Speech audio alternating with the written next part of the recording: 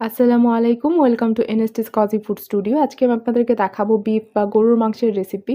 এটা খুব সহজেই তৈরি করে ফেলা যায় এবং যে কেউ এটা সহজেই বানিয়ে ফেলতে পারবে। আমি আজকের এই ভিডিওটিতে বিস্তারিতভাবে দেখাবো কিভাবে গরুর মাংস রান্না করতে হয় এবং সাথে আরও থাকবে টিপস এবং ট্রিক্স যেটা ফলো করে আপনি এখানে মাংসের টেস্টটা আরও বেশি বাড়াতে পারেন। তো এই টিপসগুলো জানতে এই ভিডিওটি স্কিপ না করে সম্পূর্ণ ভিডিওটি দেখুন এবং এরকম আরও অনেক মজাদার রেসিপি পেতে আপনারা আমার চ্যানেলটিকে সাবস্ক্রাইব করতে ভুলবেন না। তো এবার চলুন খুব বেশি দেরি না করে মজাদার এবং সহজ রেসিপিটি দেখে নেওয়া যাক। আমি এখানে প্রথমে নিয়ে নিয়েছি গরুর মাংস। আমি এখানে ১ কেজি ৫০০ গ্রামের মতো মাংস নিয়ে নিয়েছি।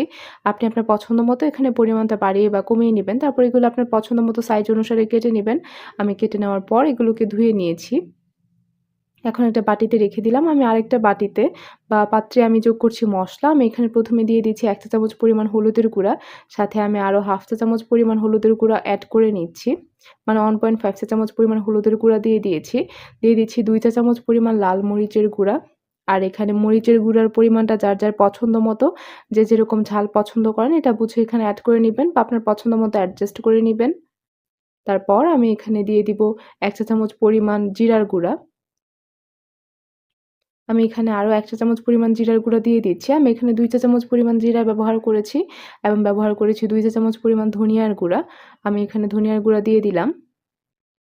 চুলায় আমি একটি পাতিল বসিয়ে দিয়েছি। সাথে আমি যোগ করে নিচ্ছি তেল। এই তেলটা যখন সামান্য গরম হয়ে যাবে, এতে যোগ করতে হবে পেঁয়াজ কুচি। আমি এখানে পেঁয়াজটা কুচি করে রেখেছিলাম। আমি সবগুলো এভাবে দিয়ে দিচ্ছি। আপনি এখানে চাইলে পেঁয়াজ বাটাও ব্যবহার করতে পারেন। আমি এখানে পেঁয়াজ কুচি দিয়ে দিচ্ছি। আমি মোট ৩ কাপ পরিমাণ পেঁয়াজ কুচি এখানে দিয়ে দিয়েছি। এগুলোকে ভালোভাবে ভেজে নিতে হবে। যখন দেখবেন কাঁচা গন্ধটা চলে গিয়েছে তখন এখানে যোগ করে নিচ্ছি লবণ। আমি এখানে ২ চা চামচ পরিমাণ লবণ দিয়ে দিচ্ছি। এখানে লবণটাও যার স্বাদ মতো। তারপর দিয়ে দিচ্ছি আদা রসুন বাটা। আমি রাইস চামচে 2.5 চামচের মতো আদা রসুন বাটা এখানে দিয়ে দিয়েছি। এই সবগুলোকে ভালোভাবে কষিয়ে নিতে হবে এবং আমি এখানে আগে থেকে যে মসলাটা একটা পাত্রে রেখে দিয়েছিলাম সবগুলোকে মিক্স করে নিচ্ছি। এখন আমি মসলাটা দেওয়ার পরপরই এখানে সামান্য পানি দিয়ে দিয়েছি এবং আমি মশলাগুলোকে এখন কষিয়ে নিব। এমনভাবে কষাতে হবে যাতে কোনো মসলার কাঁচা গন্ধ এখানে না থাকে। যখন এগুলো কষে যাবে দেখবেন তেলটা উপরে উঠে আসবে। এ পর্যায়ে তেলটা উপরে উঠে এসেছে আমি দিয়ে দিচ্ছি মাংস। আমি সবগুলো মাংস এখানে দিয়ে দিয়েছি। তারপর এগুলোকে মিক্স করে নিয়েছি। এখন কষিয়ে নিতে হবে এগুলো। কষানোর আগে আমি এখানে দিয়ে দিচ্ছি তেজপাতা। আমি ৪ টি তেজপাতা দিয়ে দিয়েছি।